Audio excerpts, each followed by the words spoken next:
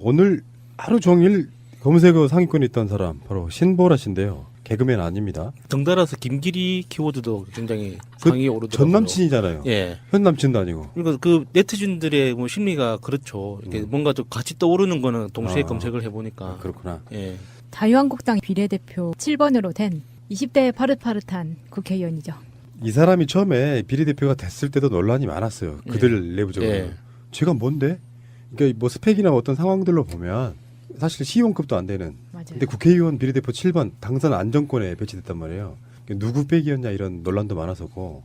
근데 이제 비례대표는 의미를 담기 나름이에요. 뭐 여성 과학자 우대하겠다 그러면 비례대표 1번 주고 무슨 청년 우대하겠다 그러면 몇 번 주고 이런 방식으로 이제 비례대표를 주는데 그 신보라가 길거리 나와가지고 전 기억나거든요. 신보라 기억나는 것 중에 대표적으로 박근혜 정권 때 단식도 하고 그랬어요. 여의도 국회의사당 앞에서 하루씩 돌아가면서 우리 쪽 사람들처럼 막 10며칠 20며칠씩 하는 게 아니라 공무원 연금 관련한 뭐 이런 박근혜가 국회에다가 연금 개혁 가자 막 이렇게 내가 억지로 내려보내가지고 그거 막 반대하고 이러는 과정에 단식이라고 하는 게 그 사람들은 뭐 하루 어떤 경우는 막 12시간 단식 예. 그런데 막 앞장서가지고 박근혜 정권 편들던 바로 그런 보수단체들 중에 너무나 이름들이 많고 그래갖고 기억도 안 나는데요. 국정원의 지원을 받다 보니까 그 받은 관변 단체라고 보는 게 맞겠죠. 그 보수단체들 압수수색하는 과정에서 신보라 속해 있던 단체까지 지금 압수수색을 당한 겁니다. 단체 이름이 뭐냐면은 두 개가 있는데 네, 신보라의 단체는 두 가지가 있었는데요. 청년이 여는 미래 그리고 청년이 만드는 세상 이 두 가지입니다. 근데 지금 화이트리스트 논란이 일면서 가짜 관제 청년단체의 민낯이 부끄럽다. 우리 최민희 의원께서 트위터로 이런 말씀을 하셨죠. 세태를 보여주는 느낌이 있는 게 돈 되면 뭐든지 할 수 있다는 이름도 청년이 여는 미래와 청년이 만드는 세상 뭐가 다르겠어요. 그냥 같은 사람의 기획인 것 같은데 우리나라의 수구 보수 정당이라고 하는 새누리당 자유한국당 부류가 젊은 사람들이 좋아하지 않는 곳이잖아요. 예. 그들한테는 희소 아이템인 거예요. 청년들이. 근데 그중에 옛날에 윤주진 이런 사람들 기억나요? 네. 청년인데 생각이 좀 이상해. 청년스럽지가 않아. 그래서 보수의 그 노인네들 정당을 막 대변하고 막 그럴. 그런 사람들이다 보니까 희귀 아이템이다 보니까 그런 거 있잖아. 젊은 사람 같으면 저런 마인드를 갖고 있도 저런 정치하는 정당을 지지할 리가 없는데 가서 거의 친위 조직처럼 길거리에서 우리들이 싸웠듯 같이 싸워주는 거예요. 물론 숫자로만 따지면 10분의 1도 안 되겠지만 예. 그렇게 해서 눈에 들고 하다가 결국에는 국회의원까지 하게 되니까 그들 내부적으로도 참 국회의원 되기 쉽다. 전희경이나 신보라 같은 부류의 젊은 물론 전희경은 신보라보다는 훨씬 더 나이 좀 먹은 편이지만 그렇게 영입돼가지고 일종의 그들 나름대로 혁신 어떤 상징하는 그런 것 중에 하나였습니다. 근데 알고 봤더니 이 사람 신보라가 결국에는 국정원의 지원을 받았던 단체에서 활동을 했다. 사실상 대표 역할을 했다. 네. 이 생각나는 일화가 제가 조그마한 사회적 기업을 창업을 해서 운영을 하고 있었는데 거기 어떤 청년들이 생산 의뢰를 하기 위해서 회사에 찾아왔어요. 그래서 어쩌다 그 당시가 이명박 대통령 시절이었거든요. 그런데 뜬금없이 자기는 우파라고 막 자랑을 하는 거예요. 왜 갑자기 이런 이야기를 하는지 사회적 기업이라는 간판이 부담스러웠나 봐요. 그래서 그 청년들이 하는 이야기의 논리는 비즈니스를 하는 사람은 우파가 돼야 된다. 우파가 되면 이명박처럼 성공할 수 있다는 논리였거든요. 굉장히 놀랐었어요 그때. 그때 20대 중반 정도 되는 청년들이었는데 우파나 어떤 정치에 대해서 어느 정도 공부를 했는지 어떤 어느 정도 신념이 있는지는 제가 알 길은 없지만 기본적인 논리 구조 자체가 돈을 벌기 위해서 우파를 해야 된다는 거였거든요. 좀 암울하던 느낌을 받았었어요. 그때 그 공천 관련해 가지고 이 사람이 어떻게 비례대표 질문 받느냐 예. 논란인데 핵심이 뭐예요, 마차님? 그때도 백공천 논란이 있긴 있었는데 이 신보라가 그 최공재 새누리당 공천관리위원이 총선에 출마한 최홍재 전 청와대 행정관의 친형인데요. 이 신보라가 이때 최 후보자의 선거사무장으로 일했던 노 모 씨의 아내였습니다. 그러니까 최홍재의 선거 사무장을 일한 사람이 사실은 신보라의 남편인 거죠. 네. 근데 그 최홍재의 형이 공천관리위원이었다. 이렇게 되는 거거든요. 그 사람들은 참 이런 끈끈한 인맥 좋아요. 왜 인턴으로만 일해도 강원랜드 같은 데 취직시켜주잖아. 예. 근데 공천관리위원회 동생의 선거사무실의 선거사무장의 부인. 선거사무장이라고 하면 어떤 특정 후보자에게는 굉장히 중요한 역할이잖아요. 예. 아마 거의 비리까지 다 알고 있는 사람. 선거사무장 정도면 법적으로 문제가 있을 때 책임을 져야 하는 위치인 거죠. 선거사무장은 가족과 동일한 걸로 예. 인정받잖아요. 예. 선거사무장이 유죄로 인정받으면 사실 선거직이 날아가는 경우도 있고 그래요. 예. 선거사무장이 부인이었다. 아, 참. 그래서 이게 당선됐는데 저는 신보라의 지역적인 걸 봅니다. 신보라가 광주 출신이에요. 고등학교 후배입니다. 네, 그렇죠. 밝히고 싶진 아마도. 않습니다. 근데 사실 광주 쪽에서 학교를 나온 친구인데 저는 이렇게 봐요. 주위에 보다 보면 가끔씩 그런 부류의 유형들이 있어요. 그 유형들 그러니까 정치권에서 뭔가 좀 관심 받고 그래가지고 굉장히 권력 지향적인데 사실 이념적 가치관은 별로 없고 나서라 그러면 정말 잘 나서고 사람들로부터 욕을 먹더라도 관심 받는 걸 중요히 생각하는 일정 관종 딱 그런 과였는데 맞아. 그러니까 이게 무슨 스펙도 좋은 것도 아니고 아무것도 아닌데 청년을 상징한다는 의미로 비례대표 7번에 딱 박아줬던 결국엔 계속 우리가 지금 이야기하려다가 머뭇거리고 있는 게 이거잖아요. 국정원이 만들어준 국회의원이라 이겁니다. 국정원이 만들어주고 행동대장으로 열심히 활동을 했기 때문에 그 보답 차원에서 만들어진 것 같고요. 이게 보면 이 사람이 2014년 8월 달에 새만금에서 새만금 방조제 앞에서 조업하던 어선이 물을 방류하는데 밀려서 뒤집어져서 이제 사망사고가 일어납니다. 선원 3명이 죽는데 그것에 대해서 검찰이 선장을 구속영장을 청구를 했는데 판사가 이건 국가 책임이다. 선장이 책임이 아니라 수문을 방류한 국가 책임이다라는 그런 논지를 피니까 이 판사를 규탄하는 규탄 시위를 합니다. 이 신보라가. 그런데 그 규탄 시위하기 5일 전에 박근혜가 지시를 내렸을 것이라고 아주 강하게 의심되는 김영환 수석의 메모에 등장을 합니다. 그 내용이. 그리고 나서 5일 뒤에 이게 이제 집회가 이루어지는 거예요. 그런 거 보면 이 신보라는 국정원 플러스 박근혜의 떨거지들이 만들어 놓은 아주 밖에서 움직이기 딱 좋은 행동대장 아니었는가 이렇게 의심이 강하게 되는 거거든요. 그러니까 국정원 목세 비례대표네.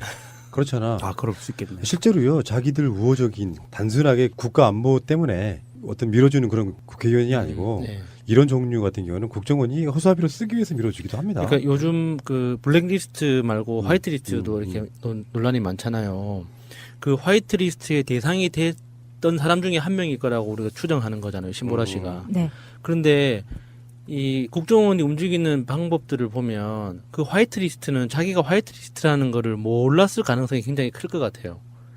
이게 주변에서 자기의 인맥이나 자기의 어떤 그 활동 능력, 자기 욕망만큼 주변에서 협조가 된다고 느끼지 내가 국정원이 타겟으로 심어놓은 화이트리스트이기 때문에 집중적으로 육성된다는 걸 알고 했을까요? 이분이 나보다 나이브 하시네. 100% 알죠. 네. 아 그래요? 나이브.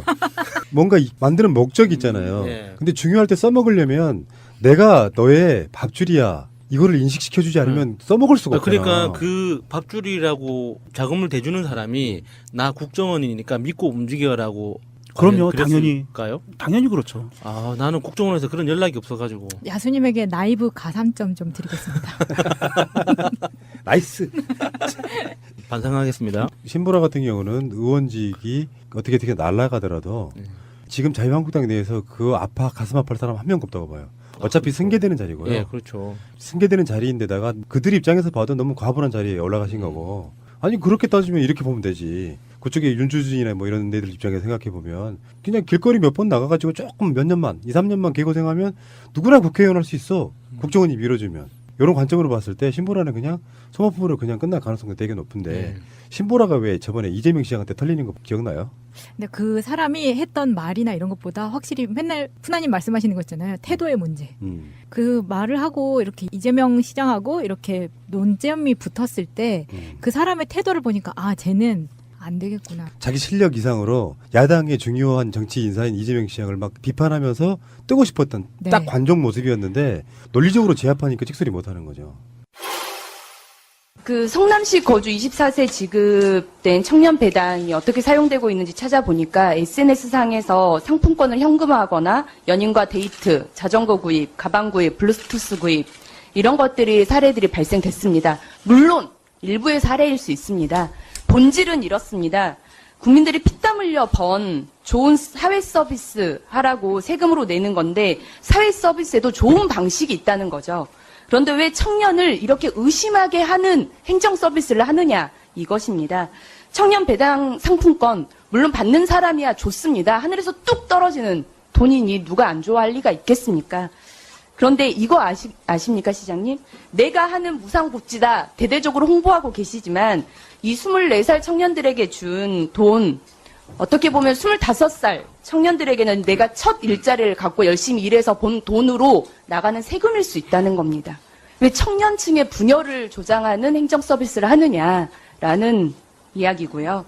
그리고 무상복지라고 천명하시는데 어떤 인터뷰에서 복지는 공짜가 아니다라고 말씀하셨습니다. 그렇습니다. 공짜 아니죠. 세금으로 내시는 홍보하시는 거죠. 그러니까 무상복지라고 하는 이 홍보잔치도 그만두셔야 할 것 같습니다. 그리고 사회서비스, 좋은 서비스 있다고 말씀드렸는데요. 좋은 사회서비스라고 하는 건 명분, 목표, 그거에 대한 달성 효과들이 명확한 사업을 좋은 사회서비스라고 말할 수 있습니다. 하지만 돈을 지급하는 방식은 어떻게 보면 가장 쉽게 떠올릴 수 있는 행정 서비스입니다. 만약 이게 가장 좋은 사회 서비스라고 한다면 실상 우리나라 공무원도 다 필요 없습니다. 세금 다 걷어서 그냥 나눠주는 공무원 몇 분만 있으면 되니까요. 정말 청년들이 꿈꾸고 일하기 위해 고안한 가장 효과적인 행정 서비스라고는 생각되지가 않습니다. 오히려 청년들 취업 역량 강화를 위해서 필요하다고 배당 말씀하셨는데요. 취업 역량을 강화하기 위한 좋은 사회 서비스 얼마든지 구현할 수 있습니다. 뭐 매칭 서비스든 컨설팅이든 뭐 전담 콜센터 등을 만들 수도 있고요. 이런 좀 머리를 좀 더 써서 고민하는 행정 서비스를 구현하는 것이 더 옳지 않겠습니까? 좋은 지적이시라고 생각합니다. 근데 우리 신보라 의원님한테 제가 이 말씀을 꼭 한번 드리고 싶습니다. 좋은 정책이 있으면 저한테 주십시오. 제가 하겠습니다. 지금 이것보다 더 나은 정책이 있으면 제가 하지요. 제안 주시면 고맙겠고요. 대한민국 정부에서 과연 청년들의 복지 향상이나 아니면 취업 지원을 위해서 실제 뭘 했느냐. 과연 청년들이 과연 기성세대보다도 더 나은 옛날로 치면은 그야말로 젊어서 고생은 사서도 해도 괜찮은 그런 세대냐. 우리 신보라 의원님은 의원님 되셨으니까 이미 기득권 사회에 들어오셨지요. 그러나 분명하게 말할 것은 대한민국 사회에서 청년들은 이미 역사상 가장 어려운 취약계층이 되고 말았습니다. 기성세대도 그렇게 생각합니다. 신규 세대, 청년 세대도 이미 우리는 아버지 세대보다 더 상황이 나쁠 거라고 생각하죠. 그런데 여기에 대해서 우리 정부에서 또는 국가 차원에서 한 정책들은 실제 뭐 2년 동안에 어디 뭐 취업을 하면 한 달에 50만 원씩 지원하는 뭐 그런 정책들도 해봤고 여러 가지 정책을 했습니다만 청년들이 대한민국을 헬조선이다 탈출하고 싶다고 말하는 이 현상은 결코 개선되지 않았거든요. 더 나빠졌습니다. 그 부분은 다 공통적인 잠깐만요. 내용이니까요. 그래서 성남시는 청년들 위한 정책을 뭔가는 해야 된다고 생각했습니다. 제가 분명히 말씀드릴 거는 정부는 서민 증세하고 국가 빚 늘려가면서 복지들 축소해갔지만 성남시는 정해진 세금 잘 관리해서 빚 갚고 정부 지원 받지 않고 그 빚 내지 않으면서 세금 아껴서 새로운 복지 정책을 만들었고 그중에서 노인복지, 그다음에 보육복지, 교육복지 이런 거 다 하고 난 마지막 단계에 청년복지로 이거 청년배당 시작했거든요. 그런데 만약에 간단하게 저희가 답변해 예산을 주셨죠. 아껴서 네. 예산을 아껴서 그러면 정부에서 하는 것처럼 4대강처럼 강연합하고 또는 자원 얘기한다고 마구 그건 낭비하고 논지를 흐리는 또는 답변이시고요. 방위비리처럼 간단히 쓸데없는데 한마디로 돈 정리해 쓰고 주십시오. 하는 것보다는 이 아낀 돈을 국민들한테 우리 세금 내는 국민한테 되돌려주는 게 잘하는 거라고 생각하거든요. 그러니까 되돌려주는 그리고 방식이 현금으로 되돌려준다는 게 좋은 방식에- 행정 서비스는 아니지 않습니까? 제가 그 이 말씀 정도로 아까 질문하신 답변 거를 지금 듣겠습니다. 제가 답변하고 있는 중이에요. 써놓고 순서대로. 그 말씀. 그러니까 그러면 왜 하필 현금을 주는 거냐? 현금을 주지 않고 청년들에게 실제로 제 도움이 질의 되는 순서, 정책을 제 질의 순서에 원래 뒤에 말씀드리려고 했던 걸 지금 다 아니, 배려를 질문하신 해서 걸 제가 하는 답하는 거니까요. 아까 저는 질문 엄청나게 많이 했잖아요. 그래서 제가 질의 끝에 답변을 드리려고 요구했던 그래요? 건데 제 그럼 질의 이따가 시간이 하겠습니다. 없어지니까요. 알겠습니다. 네, 그렇게 하겠습니다. 그거 보면서 같은 나라에 살지만 이런 모양으로 쓰는구나. 깜냥 안 되는 애들이 어느 날 자기는 대단한 실력이라고 생각을 하는 거잖아요. 그래서 센 발언하고 막 인터뷰 있을 때마다 인터뷰에 응하고 심지어 그렇게 되다가 나중에는 꼭 무슨 백분 토론 같은데 한 번 좀 나가주고 하면서 그쪽으로 크다가 대표적으로 큰 인물이 신보라, 전희경도 마찬가지예요. 이런 아이들이 비례대표로 국정원 몫으로 들어갔다고 하더라도 들어가는 것까지는 정말 나이브하게 봐서 그럴 수 있다고 봐. 꽂아 넣는 거. 원래 비례대표는 꽂아 넣을 수 있으니까요. 그런데 얘가 여가위하고 환노위 위원도 했어요. 이런 애들이. 아, 그건 당연하죠. 상임위는 무조건 해야 되니까. 최소한의 양심이 있으면 그래도 정당에서 이런 데 넣으면 안 되잖아요. 어떻게 여성가족 환경노동 쪽으로도 넣냐고. 자, 그러면 말씀을 듣고 내가 내린 결론은 선거 사무장의 아내였기 때문에 된 게 아니고 그것은 이제 1차적인 고리고 예. 만약에 국정원이라고 하는 조직이 의도적으로 밀어넣는 케이스였다고 하면 더 복잡하게 얽혀 있겠죠. 근데 그 백이 선거관리위원 중에 한 명이 자기들 몫으로 이렇게 해가지고 있잖아요. 나눠먹기 한다고. 예. 칸막이 공천 뭐 비슷하게 해가지고 1번부터 이거 당대표 뭐 여기 뭐 해가지고 나눠먹는단 말이에요. 그러면은 거기서 이게 말이야 면접 서류가 있잖아요. 어느 정당이나 공천할 때 비례대표 공천 신청을 해요. 그중에서 그 공천관리위원들이 이걸 본다고. 근데 신보라 공천관리 서류에는 체크 표시가 하나 있었던 거예요. 별표 하나 딱. K 또는 뭐 이렇게 별표 하나 딱 국정원 인사 예. BH 다 있을 거 아니에요. 있었을 겁니다.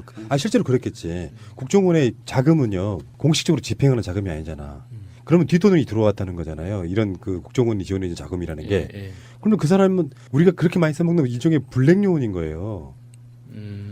뭐가 달라? 그렇죠. 예. 일종의 블랙 요원 역할을 공식적으로 해놓고 있었던 거야. 얘를 국회까지 집어넣으려고 이력서에 체크 표시돼 있었던 거예요. 우리가 영화에서 봤던 블랙 요원의 이미지랑 너무 달라서 사실 딱 매치가 잘 안 되네요. 보통 블랙 요원이라고 하면은 굉장히 스마트하고 이 똑똑하고 날카로우면서도 뛰어난 능력을 가진 그런 남자 여자 이런 걸로 영화에 그려지잖아요. 그만해. 예. 그런 사람들은 보통 화이트 요원이에요. 정보국에서 그렇게 된 사람들이 화이트 요원들이고요. 왜 이 나라는 블랙과 화이트를 이렇게 좋아하죠? 확실히 그 최민희 의원이 그런 말을 할 만해요. 보수의 민낯이라고나 할까. 예. 막 집어넣는 거예요. 나는 국회의원이 뭐 아무나 할 수 있다는 데는 좀 100% 동의하는 사람이지만 그것도 지역구도 아니고 비례대표 같은 경우는요. 사회적으로 굉장한 어떤 일가를 이루거나 사회적 굉장한 의미가 있거나 전문성이 있거나 전문성이 있거나 이런 네. 것도 아니고 그 뭐 아스팔트 청년단체라는 게 뭐예요. 길거리에서 길바닥에서 좀 굴렀다는 뜻이잖아요. 그러니까 길거리에서 어떤 일부는 국정원을 이슈로 해가지고 댓글 작업하면서 온라인을 장악하려고 했지만 현장에 나가보면 시위하는 건 다 진보 좌파들이야. 그래서 동원된 게 어버이연합부터 시작해서 한데 어버이연합들만 길거리에서 시위를 하니 뽀대가 안 나. 그래서 청년들도 자유한국당, 새누리당 지지한다. 이걸 보여주고 싶었단 말이지. 거기에 동원돼가지고 얼굴마다 비슷하게 역할하던 친구가 어느 날 별표, 체크 네. 표시돼서 국회에 입성한 사건 아니에요. 예. 당장 사퇴해야 됩니다. 이거는. 보통 그 예전에 우리 80년대에 보면 뿌락치라는 애들이 있었잖아요. 뿌락치라고 학생운동권에 숨어 들어와 가지고 예. 경찰이나 국정원에 정보 제공하고 안에서 와해 공작하고 하던 뿌락치 애들도 대부분 그렇게 해가지고 그쪽 계열로 정치의 길을 밟아간 애들이 많아요. 예. 그쪽 아주 전통적인 수법입니다 이게. 신보라 이야기고요. 국회에서 좀 안 봤으면 좋겠네요. 그렇게 해서 눈에 들고 하다가 결국에는 국회의원까지 하게 되니까 그들 내부적으로도 참 국회의원 되기 쉽다. 전희경이나 신보라 같은 부류의 젊은, 물론 전희경은 신보라보다는 훨씬 더 나이 좀 먹은 편이지만 그렇게 영입돼가지고 일종의 그들 나름대로의 혁신 어떤 상징하는 그런 것 중에 하나였습니다. 근데 알고 봤더니 이 사람 신보라가 결국에는 국정원의 지원을 받았던 단체에서 활동을 했다. 사실상 대표 역할을 했다. 네. 이 생각나는 일화가 제가 조그마한 사회적 기업을 창업을 해서 운영을 하고 있었는데 거기 어떤 청년들이 생산 의뢰를 하기 위해서 회사에 찾아왔어요. 그래서 어쩌다 그 당시가 이명박 대통령 시절이었거든요. 그런데 뜬금없이 자기는 우파라고 막 자랑을 하는 거예요. 왜 갑자기 이런 이야기를 하는지 사회적 기업이라는 간판이 부담스러웠나 봐요. 그래서 그 청년들이 하는 이야기의 논리는 비즈니스를 하는 사람은 우파가 돼야 된다. 우파가 되면 이명박처럼 성공할 수 있다는 논리였거든요. 굉장히 놀랐었어요 그때. 그때 20대 중반 정도 되는 청년들이었는데 우파나 어떤 정치에 대해서 어느 정도 공부를 했는지 어떤 어느 정도 신념이 있는지는 제가 알 길은 없지만 기본적인 논리 구조 자체가 돈을 벌기 위해서 우파를 해야 된다는 거였거든요. 좀 암울하다는 느낌을 받았었어요. 그때 그 공천 관련해 가지고 이 사람이 어떻게 비례대표 질문 받느냐 예. 논란인데 핵심이 뭐예요, 마차님? 그때도 백공천 논란이 있긴 있었는데 이 신보라가 그 최공재 새누리당 공천관리위원이 총선에 출마한 최홍재 전 청와대 행정관의 친형인데요. 이 신보라가 이때 최 후보자의 선거사무장으로 일했던 노 모 씨의 아내였습니다. 그러니까 최홍재의 선거 사무장을 일한 사람이 사실은 신보라의 남편인 거죠. 네. 근데 그 최홍재의 형이 공천관리위원이었다. 이렇게 되는 거거든. 그 사람들은 참 이런 끈끈한 인맥 좋아요. 왜 인턴으로만 일해도 강원랜드 같은 데 취직시켜주잖아. 네. 근데 공천관리위원회 동생의 선거사무실의 선거사무장의 부인.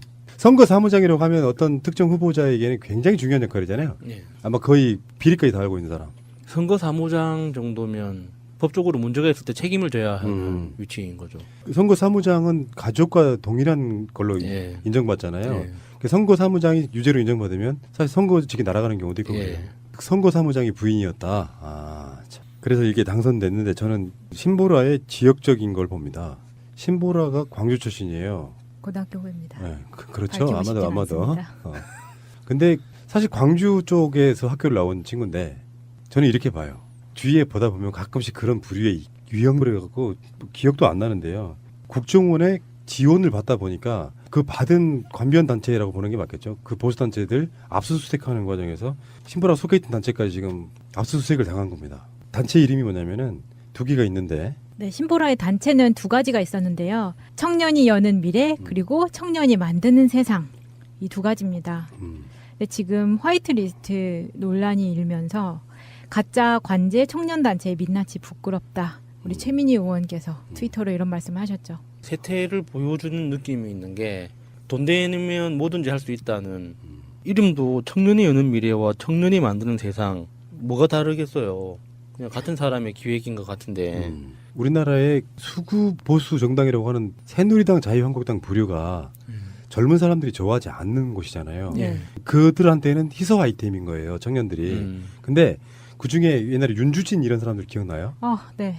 청년인데 생각이 좀 이상해. 청년스럽지가 않아. 그래서 보수의 그 노인네들 정당을 막 대변하고 막 그럴. 그런 사람들이다 보니까 희귀 아이템이다 보니까 그런 거 있잖아. 젊은 사람 같으면 저런 마인드를 갖고 있도 저런 정치하는 정당을 지지할 리가 없는데 가서 거의 친위 조직처럼 길거리에서 우리들이 싸웠듯 같이 싸워주는 거예요. 물론 숫자로만 따지면 10분의 1도 안 되겠지만 예. 오늘 하루 종일 검색어 상위권에 있던 사람 바로 신보라 씨인데요. 개그맨 아닙니다. 덩달아서 김기리 키워드도 굉장히 그 상위에 오르더라고요. 전 남친이잖아요. 예. 현 남친도 아니고. 그러니까 그 네티즌들의 뭐 심리가 그렇죠. 이게 뭔가 좀 같이 떠오르는 거는 동시에 아. 검색을 해보니까. 그렇구나. 예. 자유한국당 비례대표 7번으로 된 20대의 파릇파릇한 국회의원이죠. 이 사람이 처음에 비례대표가 됐을 때도 논란이 많았어요. 그들 내부적으로. 예. 제가 뭔데? 그러니까 뭐 스펙이나 어떤 상황들로 보면 사실 시의원급도 안 되는. 맞아요. 근데 국회의원 비례대표 7번 당선 안정권에 배치됐단 말이에요. 누구 빼기였냐 이런 논란도 많았었고. 근데 이제 비례대표는 의미를 담기 나름이에요. 뭐 여성 과학자 우대하겠다 그러면 비례대표 1번 주고 무슨 청년 우대하겠다 그러면 몇 번 주고 이런 방식으로 이제 비례대표를 주는데 그 신보라가 길거리 나와가지고 전 기억나거든요. 신보라 기억나는 것 중에 대표적으로 박근혜 정권 때 단식도 하고 그랬어요. 여의도 국회의사당 앞에서 하루씩 돌아가면서 우리 쪽 사람들처럼 막 10며칠 20며칠씩 하는 게 아니라 공무원 연금 관련한 뭐 이런 박근혜가 국회에다가 연금 개혁 가자 막 이렇게 내가 억지로 내려보내가지고 그거 막 반대하고 이러는 과정에 단식이라고 하는 게 그 사람들은 뭐 하루 어떤 경우는 막 12시간 단식 예. 그런데 막 앞장서가지고 박근혜 정권 편들던 바로 그런 보수단체들 중에 너무나 이름들이 많고 그들이 있어요. 그 유형들 정치권에서 뭔가 좀 관심 받고 그래가지고 굉장히 권력 지향적인데 사실 이념적 가치관은 별로 없고 나서라 그러면 정말 잘 나서고 사람들로부터 욕을 먹더라도 관심 받는 걸 중요히 생각하는 일정 관종 딱 그런 과였는데 맞아. 그러니까 이게 무슨 스펙도 좋은 것도 아니고 아무것도 아닌데 청년을 상징한다는 의미로 비례대표 7번에 딱 박아줬던 결국엔 계속 우리가 지금 이야기하려다가 머뭇거리고 있는 게 이거잖아요. 국정원이 만들어준 국회의원이라 이겁니다. 국정원이 만들어주고 행동대장으로 열심히 활동을 했기 때문에 그 보답 차원에서 만들어진 것 같고요. 이게 보면 이 사람이 2014년 8월 달에 새만금 방조제 앞에서 조업하던 어선이 물을 방류하는데 밀려서 뒤집어져서 이제 사망사고가 일어납니다. 선원 3명이 죽는데 그것에 대해서 검찰이 선장을 구속영장을 청구를 했는데 판사가 이건 국가 책임이다. 선장이 책임이 아니라 수문을 방류한 국가 책임이다라는 그런 논지를 피니까 이 판사를 규탄하는 규탄 시위를 합니다. 이 신보라가. 그런데 그 규탄 시위하기 5일 전에 박근혜가 지시를 내렸을 것이라고 아주 강하게 의심되는 김영한 수석의 메모에 등장을 합니다.